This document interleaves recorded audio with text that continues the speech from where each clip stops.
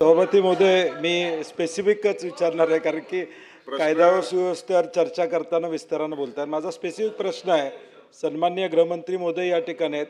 Mental health act आपल्या देशामध्ये 2017 लागू केला. मागच्या वेळी जी चर्चा झाली होती, पोलीस ट्रेनिंग सेंटरमध्ये या मेंटल वेलनेसवरती आपल्याला सिलेबसमध्ये काही गोष्टी कराव्यात अशी पूर्वी चर्चा झाली होती. माझी माहिती नाही की ते आता सिलेबसमध्ये आपण घातलं आहे का. तो एक स्पेसिफिक प्रश्न आहे.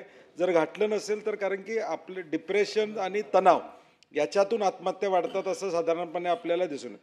ट्रेनिंगमध्ये आपल्याला त्याला समुपदेशन कसं करता येईल हा एक विचार करावा अशी माझी विनंती आहे.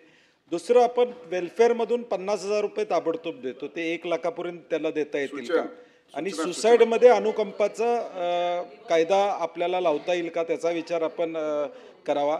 आणि एक्स ग्रॅशिया आपण जो देतो तो सुसाईडमध्ये वाढवून आपल्याला, किंवा जो नॉर्मल देतो तो यांना या ठिकाणी इम्प्लिमेंट करता येईल का, स्पेसिफिक माझे प्रश्न. चारही विषय जे सन्मान्य सदस्यांनी मांडलेले आहेत त्याच्यावर गंभीरतेने विचार करण्यात येईल.